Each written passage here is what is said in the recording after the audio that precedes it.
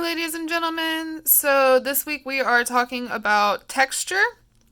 Um, you should have already completed the do now. Hopefully, if you've not done the do now yet, go back and do that first. Okay.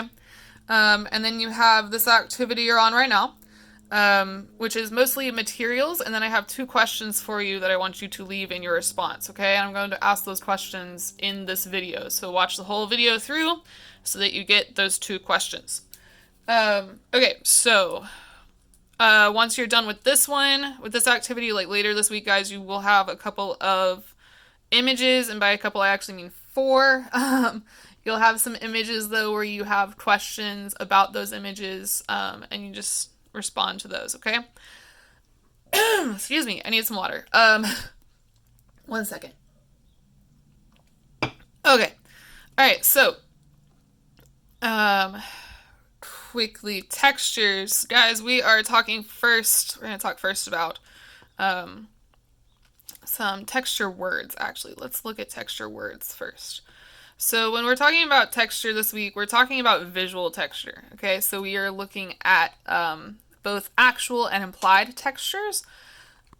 Everything pictured here is an implied texture. These are all little drawings of examples of textures. So like flaky, it looks like a piece of paper that's like maybe burnt or something and it's flaking apart, or like flaking off paint maybe. Rough has a plank of wood. If you touch like, raw wood, it feels rough, right? If it's been finished, like polished, maybe it's smooth, but that's just a plank of wood. So we can assume that it's like rough, unfinished wood. Like you might feel if you touched a wooden fence, that type of wood. Anyway, then we have hairy or furry, and they've just got little fluffs there. It kind of looks like grass to me, honestly, but that can be considered like hairy kind of texture, right? If you really think about it. It's also kind of smooth when you think about grass. Grass is smooth, right? When you touch it with your fingertips. Anyway, sorry, I started thinking about grass and I wanted to go outside. Anyways, so these are just some examples, and this image is also attached to this assignment, so you can go in and look at it more if you would like to later, okay? Alright, I'm gonna go back over here. So, this article is also attached because the last image you're going to need to answer one of the questions, okay? But first, I want to look at some actual texture. So, this giant metal balloon animal, its actual texture, because it is made of metal, correct? Its actual texture would be solid, it would be hard, but it's also shiny. It's a shiny, hard surface, okay? So this one's texture would be hard or shiny. It's actual texture. If I reached out and touched this object, and this one is like it's an altar piece, I believe, for like ancestor worship. In what dynasty was it from? From the Fangding, oh no, Fangding is what it's called. Sorry, from the Shang dynasty. So,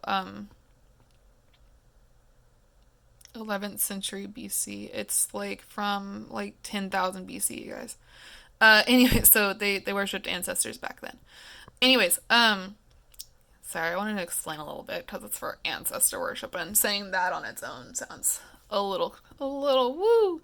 Anyway, so what this has though, we have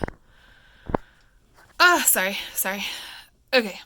We have a smooth, polished looking texture up top, right? It looks shiny, it's smooth. Again, polished is a good word for it. But as we move down, we've got some more rough textures here with the little dragons, and especially in here, this pattern, like if you were to run your fingers across that, you would expect to feel lots of little ridges and bumps, right? But it would be kind of like your fingers would still move across it kind of smoothly because it's so rough, and they're not like deep textures, right? It's really light. kind of like running your finger over the surface of a coin, maybe like that kind of level. But it's really it's stone, so they're rough edges, right? So this might be rough. Um, this texture in here, I would call this bumpy or lumpy. It whereas this is rough because it's all small, right? Like all of the changes are happening really quickly. So your fingers, if you ran them over, it would just run right across. But this, if you were running your finger across that, you would expect to fall into those bumps a little bit. So it'd be like if you're going down the road and you're going up and down and stuff because it's bumpy, right? Um, Sorry, I nearly dropped the camera for a second there. Anyways, so these are actual textures though, because this is a 3D object that you could reach out and touch it, and if you touched it, that's what it would feel like. Again, with the balloon animal here, with this giant metal balloon animal, it's actual texture if you reached out and touched it because it is a sculpture, and you shouldn't because it'll rust it, but you can reach out and touch it. And so it would feel, if you did that, it would feel hard and it is shiny, right? It's metallic. It's smooth, hard and smooth. Smooth is a better word than shiny, maybe. Um, so anyway, that is its actual texture. It's implied texture though, because it looks like a balloon animal, right? So if we assumed instead that this was made of a rubber balloon instead of metal, now what would you expect to feel if you reached out and touched it? If you assumed that this was made of rubber instead, like it implies it is because it's imitating this giant balloon, right? And so if I touched this and it was made of rubber, I would expect it to be squishy. I would expect to be able to move my hand into the material a little bit, right? It would give way. And so it its implied texture then would be squishy. Still smooth. Smooth and squishy. While its actual texture is smooth and hard. Okay.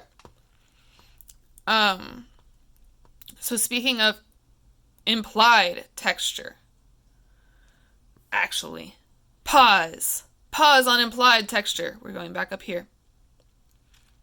So this object is all actual texture, right? And if you actually touched it, you would feel the smooth handles and you would feel the bumpy sides and you'd feel the rough details on the center and then the little areas up here, right? Okay, so I want you really quick I'm going to go back over to the words.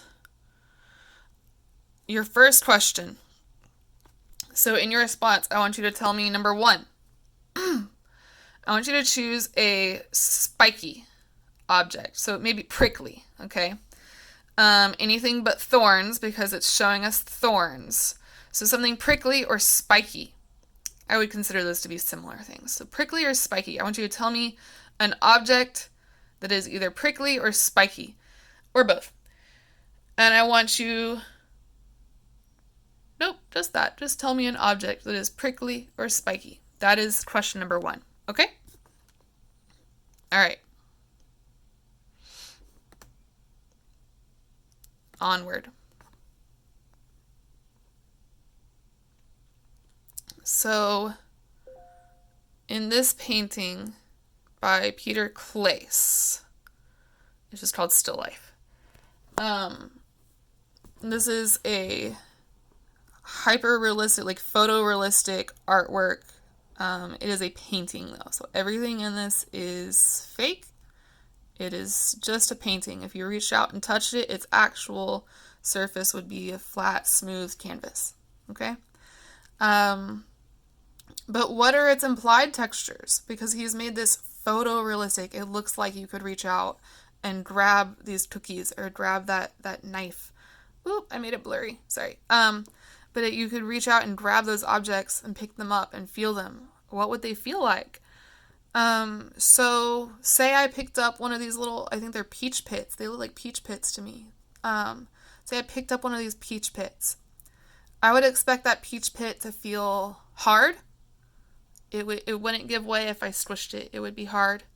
And I would expect it to be bumpy or kind of rough. They have a rough texture to them, but some of those rough spots are really big, like bumps. So bumpy or rough and hard is how I'd expect that peach pit to feel.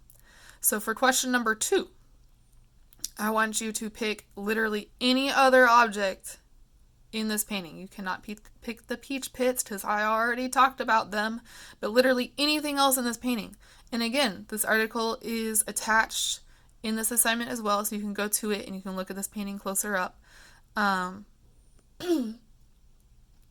I want you to pick literally anything in it except the peach pits. And I want you to tell me what it would feel like if you picked it up.